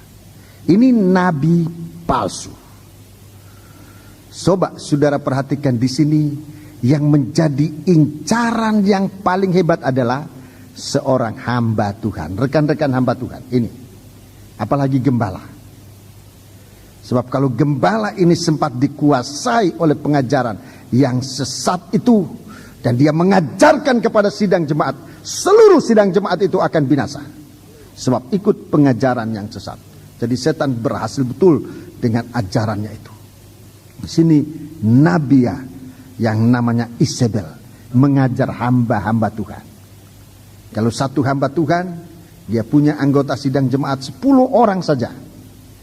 Kalau 10 hamba Tuhan, sudah 100 orang yang masuk api neraka. Kalau seorang gembala yang memimpin begitu banyak jemaat dan dapat disesatkan, coba hitung berapa banyak sekaligus orang dimasukkan dalam api neraka. Dan ini cara yang paling berhasil dipakai oleh setan untuk menjatuhkan manusia sebanyak-banyak mungkin, memasukkan pengajaran sesat lewat hamba-hamba Tuhan. Jadi itu sebabnya kita, rekan-rekan hamba Tuhan sebagai gembala, cari firman Tuhan, hubungan dengan Tuhan, supaya dalam khotbah yang kita sampaikan bukan pidato, tapi menyampaikan berita yang kita terima dari Tuhan, disampaikan kepada sidang jemaat, agar jemaat punya mata rohani terbuka, melihat kepada Kristus Sang Penyelamat yang menolong kita dalam segala sesuatu. Jadi ini yang kedua. Yang pertama tadi ilah bangsa kafir, kita harus jaga. Sekarang nabi-nabi palsu. Mari kita kembali Ulangan pasal yang ke-13, ayat yang ke-6 sampai dengan ayat 11. Ayat 6 sampai ayat 11. Ini ujung-ujung ekor ular naga ini. Ini yang tajam, ini yang sangat tajam. Apabila saudaramu laki-laki, anak ibumu, atau anakmu laki-laki, atau anakmu perempuan, atau istrimu sendiri, atau sahabat karibmu, membujuk engkau untuk diam-diam, membujuk engkau dengan diam-diam, katanya, mari kita berbakti kepada Allah lain yang tidak dikenal olehmu ataupun oleh nenek moyangmu, salah satu Allah bangsa-bangsa sekelilingmu, baik yang dekat kepadamu maupun yang jauh daripadamu, dari ujung bumi ke ujung bumi. Maka janganlah engkau mengalah kepadanya, dan janganlah mendengarkan dia. Janganlah engkau merasa sayang kepadanya, janganlah mengasihi dia, dan janganlah menutupi salahnya. Tetapi bunuhlah dia. Pertama-tama tanganmu sendirilah yang bergerak untuk membunuh dia, kemudian seluruh rakyat. Engkau harus melempari dia dengan batu sehingga mati, karena ia telah berikhtiar menyesatkan engkau daripada Tuhan Allahmu, yang telah membawa engkau keluar dari tanah Mesir, dari rumah perbudakan. Maka seluruh orang Israel akan mendengar dan menjadi takut, sehingga mereka tidak akan melakukan lagi perbuatan jahat seperti itu di tengah-tengahmu. Ya, ini saudara-saudaraku paling berat ini. Ini juga termasuk berat, yaitu keluarga sendiri. Anak kita, istri kita, sahabat karib kita. Ini banyak kali sungkannya kita ini ya, diundang, diajak, diam-diam, ayo mari tinggalkan Tuhan, pergi ke sana. Banyak kali hanya karena mula-mula karena rasa sungkan. Ini kan papa saya, ini kan bosnya saya, ini kan teman karib saya. Saling menghargai. Begitu banyak kali kita, terutama kita bangsa timur ini, sungkannya hebat sekali, tetapi kita dibawa meninggalkan Tuhan. Ini ujung-ujung tombak dari ekor ular naga, menggunakan keluarga daging. Apa itu istri, apa itu suami, apa itu anak, apa itu sahabat, apa itu. Di sini tidak ada disebut bos, sebab waktu itu mungkin belum ada bos. Sekarang ini banyak bos. Perhatikan. Tanpa kita sadari, dia sudah menjadi alat dari setan untuk membelokkan iman kita, meninggalkan Tuhan, pergi kepada ilah-ilah yang lain, kepada setan. Ini ujung-ujung ekor yang sampai kepada manusia, tetapi itu yang tajam sekali, itu yang bisa merusak iman. Saudara baca di rumah ayat-ayat ini kembali, serta seraya berdoa apa arti sebenarnya. Saudara akan menjadi mengerti, saudara, bagaimana apa yang terjadi sehari-hari dalam kehidupan kita. Berapa banyak kali kita sudah terseret sampai meninggalkan Tuhan tanpa sadar. Sudah begitu jauh meninggalkan Tuhan tanpa sadar. Dan nanti saudara-saudaraku, sadar, ketidaksadaran itu akan membuat bahwa kehidupan itu dicampakkan ke bumi oleh setan itu sendiri. Kehidupan itu akan tercampak ke bumi, akan kena guncangan, akan kena pengaruh dari situasi dunia yang hebat ini. Dia bagaikan suatu kehidupan yang sudah diseret dan dicampakkan ke bumi. Jadi ekor naga ini, saudaraku, tidak usah tunggu ilah bangsa kafir. Tidak usah nunggu nabi-nabi palsu. Banyak kali di sekitar kita, orang di sekitar kita yang sangat kita hormati, yang sangat kita kagumi, yang sangat kita sayangi, sudah sempat merusak kita. Apalagi kaum muda, perhatikan saat-saat bertunangan. Demi tunangan rela-relanya tinggalkan Tuhan. Hanya karena demi tunangan yang bilang kamu tidak usah ke gereja. Kalau mau sama saya tidak usah ke gereja, ayo kita jalan ke sana, jalan ke sini. Saya bicara ini bukan untuk bersikap tidak benar, tetapi saya ingin menolong kaum muda. Jangan terlalu gampang terpengaruh semacam itu, mengorbankan Tuhan oleh tanpa saudara sadar. Ini adalah ujung ekor ular naga merah padam yang sekarang sedang menjalan untuk menghancurkan manusia. Saya juga sangat menghargai pemuda-pemudi yang sangat kokoh bertahan. Kalau mau ikut Tuhanku, saya menghargai kaum muda semacam itu. Tapi bukan cuma kaum muda, banyak juga anak-anak Tuhan yang bahkan sudah berumur, lain-kali tidak matang semacam itu, rela tinggalkan Tuhannya, rela tinggalkan istri anaknya untuk ikut ini. Keluarga daging, orang-orang sekitar kita bisa jadi ujung tombak dari setan untuk menghancurkan kita. Ini banyak, saudaraku, dalam praktik. Saudara berdoa dalam praktik supaya Tuhan jelaskan. Di saat saudara menghadapi itu, tahu, wah ini itu yang dikatakan. Waktu pemberitaan tanggal sekian, hari Jumat tanggal 27 Februari 98. Oh ini itu. Tahu, sudah tahu. Jadi kita sudah harus siap. Tanganmu sendiri harus mengambil batu. Jangan nunggu orang lain. Kamu sendiri nomor satu. Kamu sendiri harus menolak. Itu nomor satu. Jangan tunggu. Ompong bagaimana? Kalau saya sedang tidak ada di sini, saudara telepon tidak masuk telepon saudara. Saya sibuk bercerita dengan mungkin ada orang yang menanyakan sesuatu, saya belum sempat melayani. Saudara tidak sempat kontak, bagaimana? Jangan tunggu orang lain. Di sini dikatakan kamu sendiri nomor satu. Kalau lihat semacam itu, kamu sendiri nomor satu mengambil batu melempar dia. Di sini bukan lagi batu yang dipungut di pinggir jalan itu, tetapi suatu kebenaran Tuhan untuk mengambil sikap tegas. Tidak, Tuhanku adalah Allah yang harus disembah. Jadi jangan nunggu yang semacam itu. Nunggu saya tanya papa dulu. Nggak usah tunggu tanya papa yang semacam itu. Kita sendiri sudah harus ambil sikap. Enggak. Nggak usah tanya pendeta. Mau cerai kok tanya pendeta. Mau cerai aku tanya pendeta apa boleh cerai. Hanya pendeta yang mabok bilang iyo boleh cerai. Saya kira saudara keliling pendeta mana aja saudara-saudaraku. Kecuali saudara bohongi, lain soal. Tapi hati-hati bohongi pendeta. Hati-hati seperti Anania Sapira bohongi Petrus. Nasibnya bahaya saudara-saudara. Tidak tertolong. Jangan bohongi, apalagi orang percaya, orang beriman. Jangan dibohongi, ngomong yang betul aja. Engkau ditolong.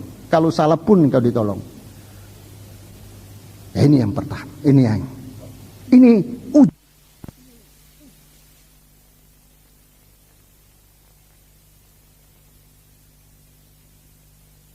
sekarang merajalela di antara anak-anak Tuhan. Yang terakhir. Ayat 12 dan selanjutnya. Ayat 12 dan selanjutnya. Apabila di salah satu kota yang diberikan Tuhan Allahmu kepadamu untuk diam di sana, kau dengar orang berkata, ada orang-orang dursila tampil dari tengah-tengahmu yang telah menyesatkan penduduk kota mereka dengan berkata, mari kita berbakti kepada Allah lain yang tidak kamu kenal, maka haruslah engkau memeriksa, menyelidiki, dan menanyakan baik-baik. Jikalau ternyata benar dan sudah pasti bahwa kekejian itu dilakukan di tengah-tengahmu, maka bunuhlah dengan mata pedang penduduk kota itu, dan tumpaslah dengan mata pedang kota itu, serta segala isinya dan hewannya. Ya, terima kasih. Selanjutnya, saudara baca di rumah. Kemudian ini harus dibakar, ya, harus dibakar. Jadi menggunakan pedang dan api, menghadapi orang dursila. Ini pemberontak kepada Tuhan. Pemberontak. Di dalam sidang jemaat seringkali timbul ada pemberontak menyeret begitu banyak orang. Saudara-saudaraku, menyeret banyak orang. Dalam penggembalaan saya banyak mengalami soal ini. Adanya orang dursila, disebut dursila. Ini memberontak. Ini dursila orang tidak puas. Memberontak. Dan bukan hanya memberontak, tapi menyeret anak-anak Tuhan yang lain. Ini ujung tombak. Saudara perhatikan, ini ujung tombak. Lalu meninggalkan penggembalaan. Ini ujung tombak dari ekor ular naga di akhir zaman. Jadi pemberontakan di dalam sidang jemaat. Di sini dalam salah satu kota yang diberikan Tuhan Allahmu kepadamu untuk diam di sana. Kau dengar orang berkata, ada orang-orang dursila tampil dari tengah-tengahmu yang telah menyesatkan penduduk kota. Mereka berkata, mari kita berbakti kepada Allah lain yang tidak kamu kenal. Ini pemberontak dalam sidang jemaat. Saudara hati-hati, dalam beberapa waktu yang lalu ini membentuk golongan-golongan di dalam sidang jemaat. Kelompok-kelompok tidak puas yang menyeret begitu banyak orang keluar. Saudara-saudaraku, di sini Tuhan katakan ambil pedang, tumpas, ambil api, bakar. Di sini sekarang kita tidak lagi menggunakan pedang, parang atau senjata yang ada, tetapi ini bicara tentang ketajaman firman. Jadi menghadapi ujung tombak dari ujung ekor dari ular naga ini, Orang memberontak dalam sidang jemaat, menyeret keluar, dia sendiri keluar, lalu dia seret orang-orang lain keluar, pergi kepada ibadah yang lain. Saudara, hati-hati.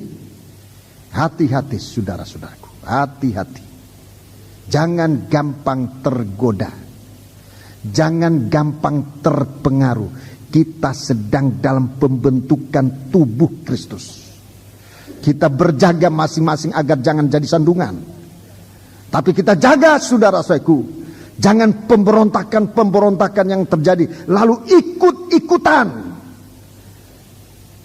Ini bukan hanya terjadi di satu jemaat, di banyak jemaat. Saya sebagai ketua umum dari persekutuan salah satu gereja yang di mana kita dalam GPT, itu banyak gereja-gereja.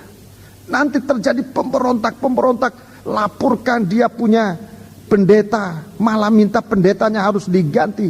Saya bilang, kok kamu seenaknya mau ganti, suruh-suruh. Itu orang-orang yang ditetapkan oleh Tuhan, kok seenaknya kamu mau suruh ganti-ganti begitu aja, memberontak. Dan kalau tidak, wah, saya banyak dicercah sama orang-orang tidak puas. Ketua umum tidak becus, kok tidak bisa memecat pendeta. Kalau saya becus cuma bisa pecat pendeta, ya saya tidak usah jadi ketua umum.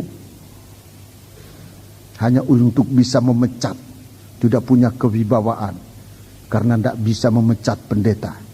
Dia pikir segampang itu memecat. Dia pikir segampang itu memecat. Memecat seorang yang diangkat oleh Tuhan. Hanya karena si A, si B, golongan B tidak puas dan sebagainya. Hati-hati saudaraku. Itu ujung tombak. Perangi dia dengan tajamnya firman dan api dari Roh Kudus, di mana kasih ini harus lebih menyala dalam kehidupan kita. Dan itu yang akan menyelesaikan masalah. Hadapi dengan kasih Tuhan yang menyala. Menghadapi semacam itu, Tuhan akan menolong kita dalam segala sesuatu. Sebab itu saudara perhatikan, ini saya hanya sebut empat ujung tombak ini. Tapi sebenarnya masih banyak yang dapat kita lihat dalam praktek hidup nanti. Di saat itu kita sudah harus ingat, ini yang harus kita waspadai. Di sini sampai pada pasal 12 ini, saudara-saudaraku sudah melihat ada empat macam praktik dari ujung ekornya ular yang dapat dihadapi sehari-hari. Saya ulangi sekali lagi. Yang pertama, ilah dari bangsa kafir. Saudara sudah catat tadi. Yang kedua adalah nabi palsu. Yang ketiga adalah kekeluargaan yang dekat sekali, keluarga daging. Ini banyak kali justru itu bisa menyesatkan. Yang keempat adalah pemberontak, orang dursila. Orang dursila. Dalam perjalanan bangsa Israel, orang dursila ini diistilahkan apa oleh dalam terjemahan baru, orang bangsa apa? Ya, dulu bangsa kacauan. Ya? Iya, bajingan. Ini dalam terjemahan baru bahasa Indonesia itu bajingan-bajingan. Itu ada di antara bangsa Israel. Bajingan-bajingan ini di sini disebut orang dursila. Dalam terjemahan lama disebut bangsa kacauan, mengacau sidang jemaat, menyuruh orang kembali ke Mesir, meninggalkan Musa kembali ke Mesir. Ini bajingan-bajingan. Terjemahan di sini dursila. Dalam ulangan, dalam bilangan itu disebut bajingan. Sekarang pemberontak dalam sidang jemaat, mengajak-ngajak orang keluar dari sidang jemaat, dari penggembalaan. Hati-hati saudara-saudara, jangan ikut-ikutan. Orang dia sendiri tidak puas lah, kemudian nyeret-nyeret orang yang tidak ada tahu urusannya, dia seret.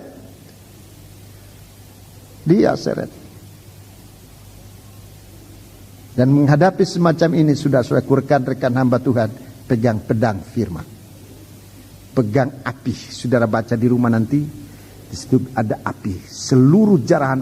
Nah, maka bunuhlah dia dengan mata pedang kota itu, dan tumpaslah dia dengan mata pedang kota itu. Kemudian mengambil api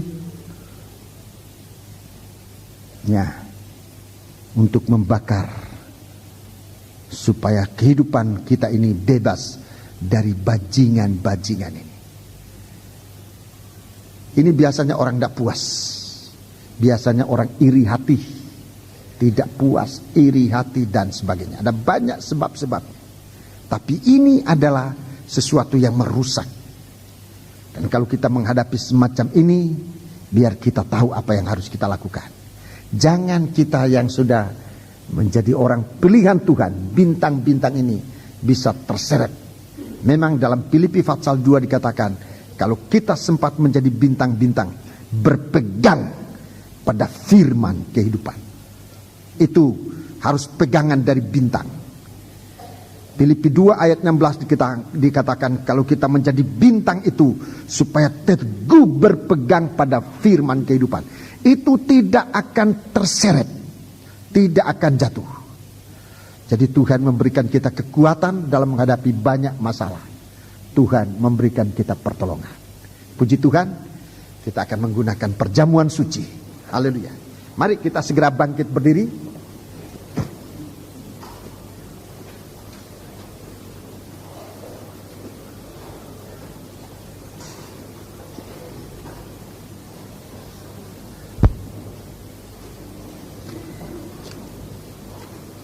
(254) Nyanyian rohani 254. Berfirmanlah Tuhan. Tuhan sudah menyampaikan firman yang kita dengar dengan telinga jasmani kita. Tapi biarlah firman Tuhan ini dengarkan sampai di telinga hati rohani kita, untuk kita tetap mengingat. Firman ini jangan kita lupakan. Itu telinga rohani kita mengingat firman Allah.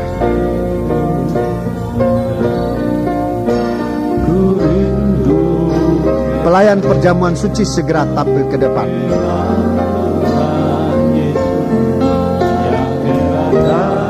Berkuasa, berfirmanlah Tuhan, oleh kuasa Roh, hanya kepadamu aku berserah.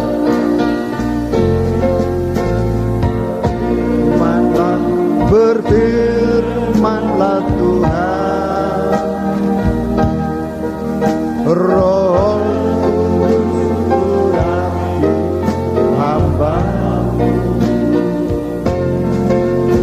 Berfirmanlah, haleluya. Ku rindu menikmati sabda-Mu. Ku rindu sabda-Mu, ku rindu firman-Mu, firman Tuhan Yesus yang heran dan berkuasa. Berfirmanlah Tuhan, oleh kuasa Roh, hanya kepadamu aku berserah. Berfirmanlah, berfirmanlah Tuhan, Roh Kudus urapi hamba-Mu.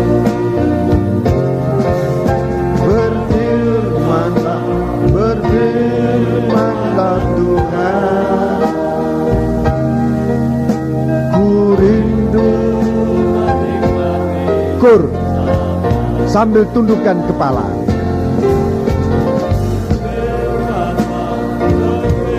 Firmanlah Tuhan. Secara pribadi ucapkan kata-kata ini sebagai doa yang bisa menggerakkan hati Tuhan untuk membangkitkan gairah kita mendengar dan memperhatikan serta melakukan firman-Nya. Kur, berfirmanlah, Roh Kudus urapi hamba. Haleluya.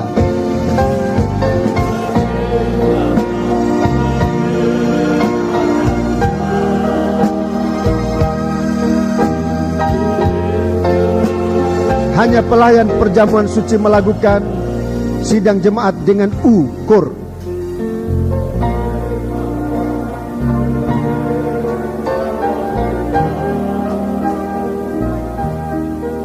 Haleluya.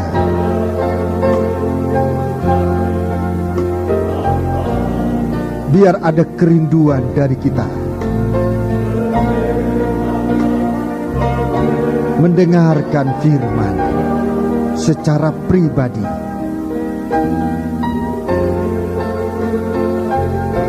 Lagi sekali, sidang jemaat tetap dalam doa.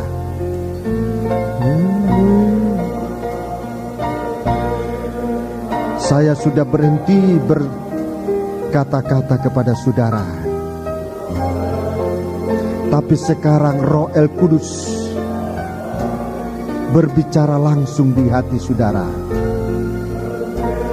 Roh Kudus yang tadi mengurapi hamba Tuhan yang menyampaikan firman, itu yang akan berfirman.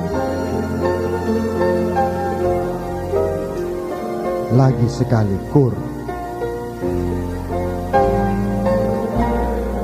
Sidang jemaat yang merindukan Roh Kudus berfirman dalam hatimu, angkat tanganmu dua.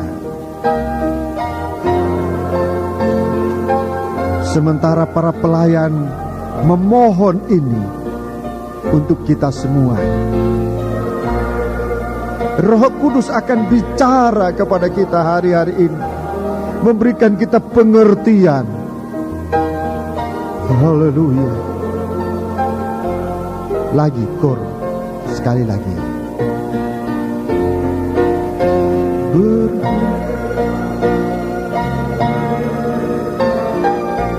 Haleluya. Kalau di dalam hati timbul kerinduan, sekembalinya saudara dari tempat kebaktian, lanjutkan membaca ayat-ayat firman, merenungkan kembali. Telinga hati saudara akan mendengar suara Roh Kudus menerangkan firman-Nya. Kita angkat tangan kita dua, kita menyembah Allah. Haleluya. Haleluya. Haleluya. Haleluya.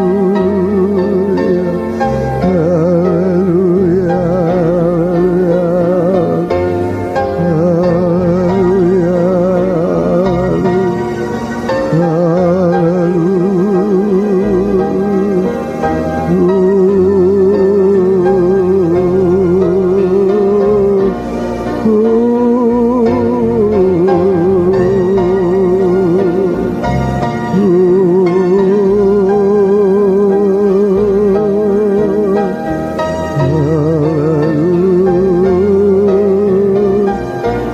Terima kasih Tuhan.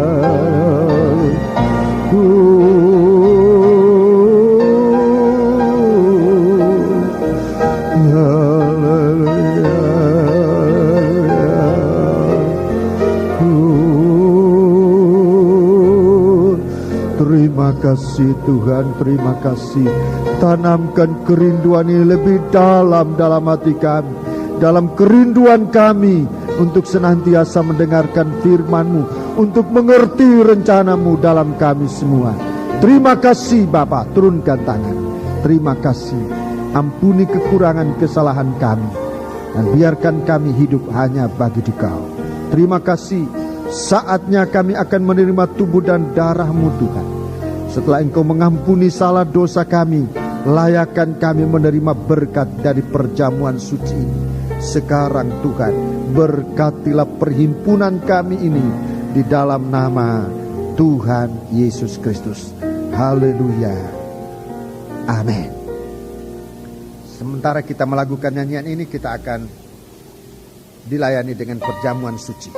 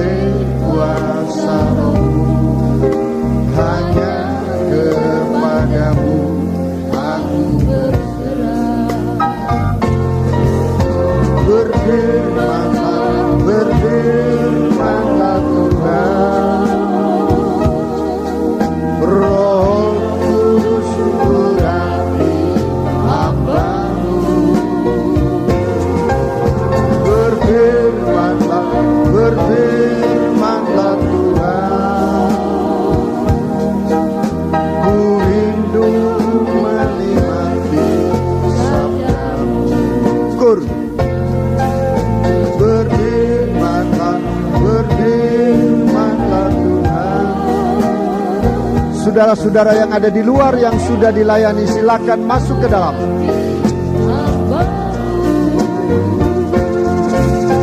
Berfirmanlah, berfirmanlah Tuhan. Roh menikmati sabda. Ku rindu sabdamu. Ku rindu sabdamu.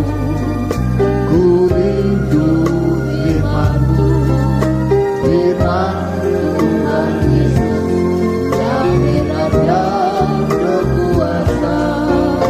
Berfirmanlah Tuhan. Saudara-saudara